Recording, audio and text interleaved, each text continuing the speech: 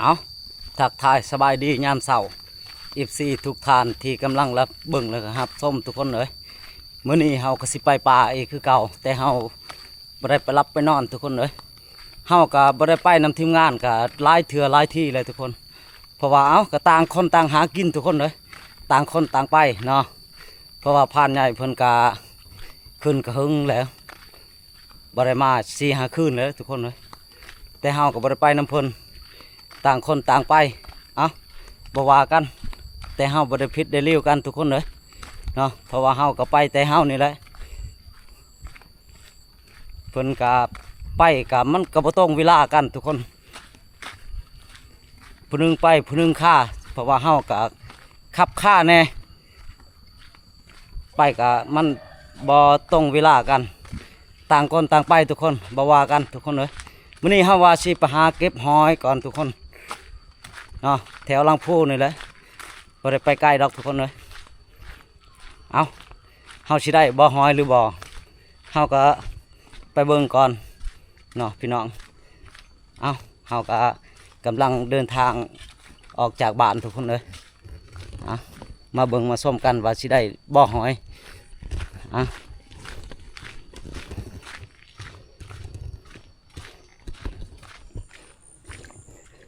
บรรยากาศมื้อนี้ก็บดโอ้วันเสาร์นี่ก็ฝนตกลัดเสาอยู่ทุกคนเลย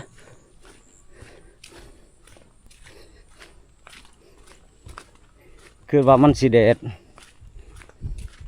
เบิ่งไปเบิ่งมามื้อนี้สถานการณ์มื้อนี้มันก็บดอยู่เพราะว่าเฮาก็ไปในดงนี่ก็มันก็สิมืดๆมั่วๆทุกคนเลยแต่เฮาก็ไปจักสิได้อีหยังแล้วมื้อนี้จักสิมานหยังเหรอ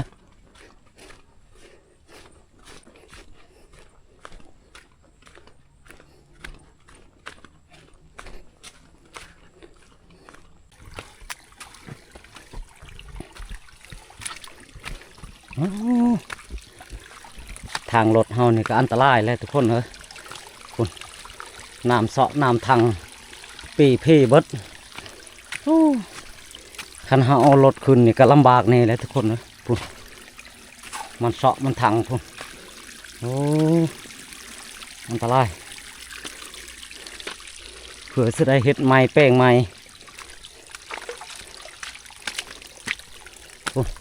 เป็นโศกเป็นหิวเบิด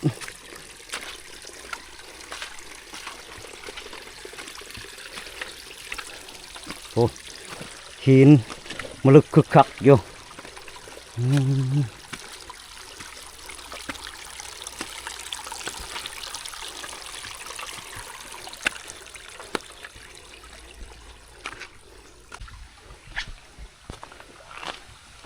อ้กระป้อมมันบดนี่มันก็อยู่ในงาไม้ทุกคนเลยกระป้อมหมดเลย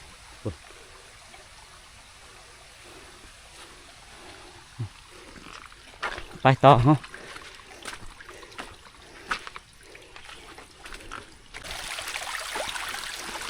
โอ้นี่แห้งอันตรายเลยน้ำเสาะแห้งเลยตัวนี้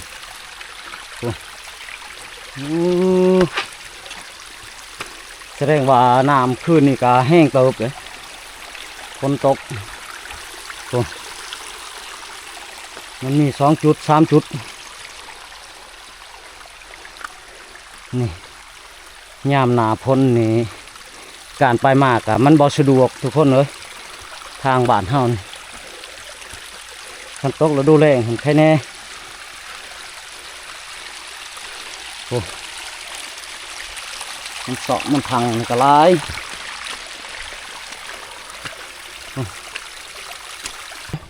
เฮาเองหั่นแหละไปทำมาหากินมันก็สะดวกสบายแน่เฮาก็บ่ได้คอยย่างพักผ่อนก่อน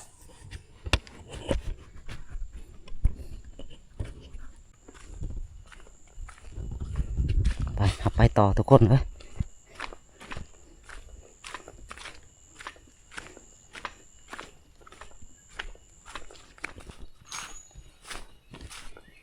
หาสิลงไปนี้เก็บห้อยแถวนี่ห้าเบิ่งห้อยแถวนี่ก่อนทุกคนมันสิได้บ่หรือบ่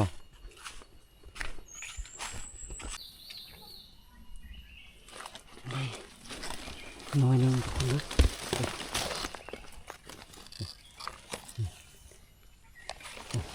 สองหน่วยโอ้เห็นด้วยทุกคนเลย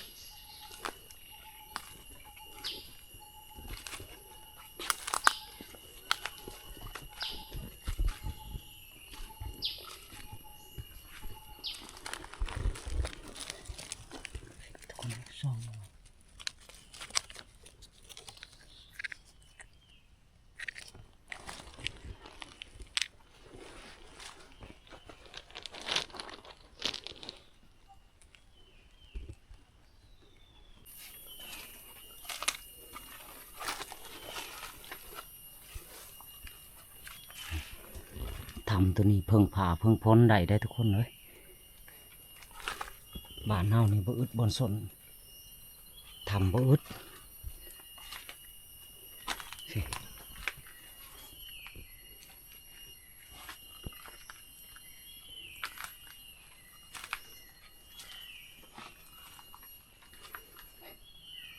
เอาปีแปลงกายใหม่นอนเซยทุกคนฝนตกนี่บ่ย่าน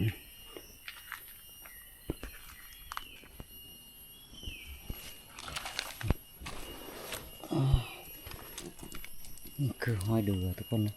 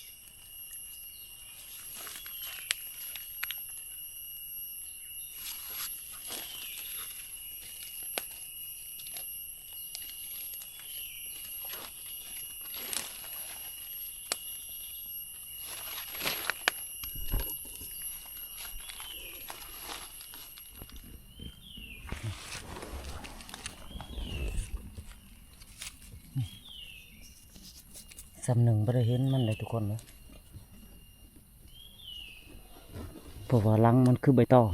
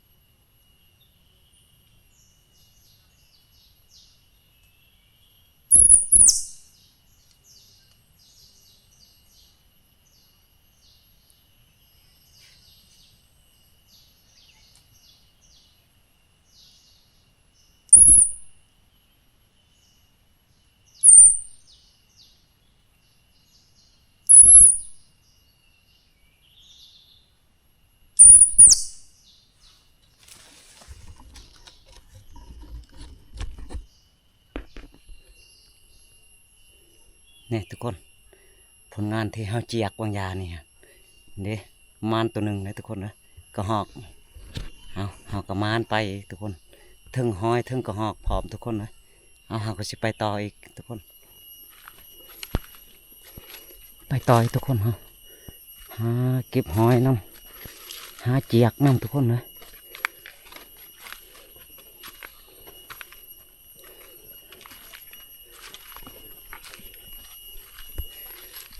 หอยกะหลายเติบเลยนะทุก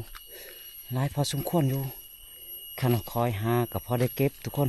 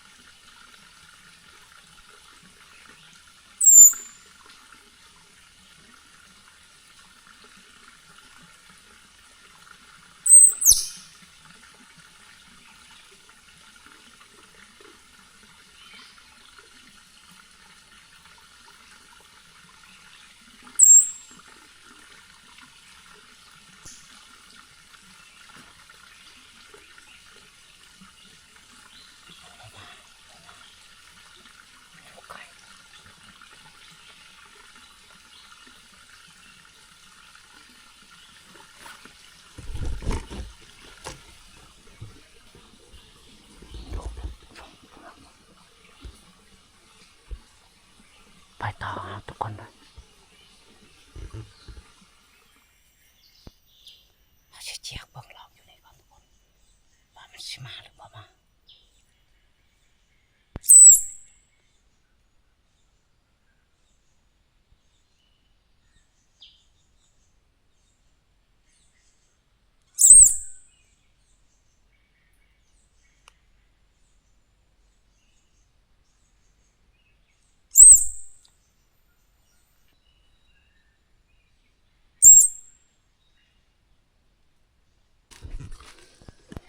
มันบ่มาซ้ำทุกคนนะเขาก็จะได้ย่างต่ออีก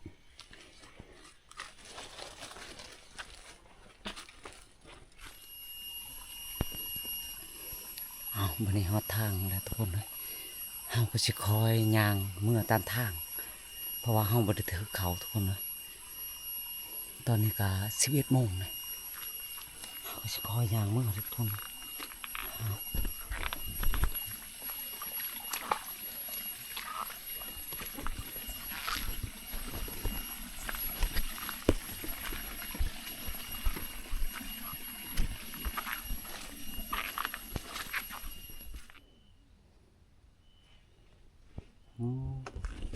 โอ้งามเลยทุกคนนะนี่หักมาหอดลังโพเลยดอกตัวนึงมันเน่าเลยทุกเน่าบด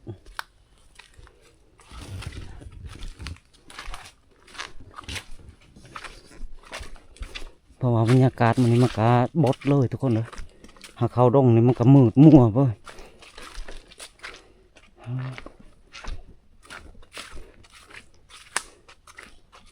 หอดหลังพูแล้วทุกคน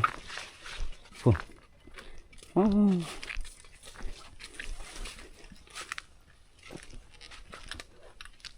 ฝุ่นแนมลงลุมพุ่นโว้ยฝุ่น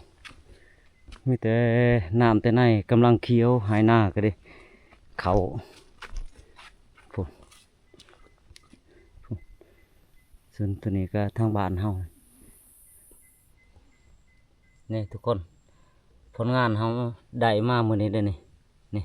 เพราะว่าบรรยากาศมันกับบดเลยทุกคนเลยเพราะว่าเขาก็ไปเขาก็บันทึกเขาทุกคนโอ้ยยังวะได้กระหอกตัวหนึงกับห้อยนี่แหละผลงานเขาไปมานี่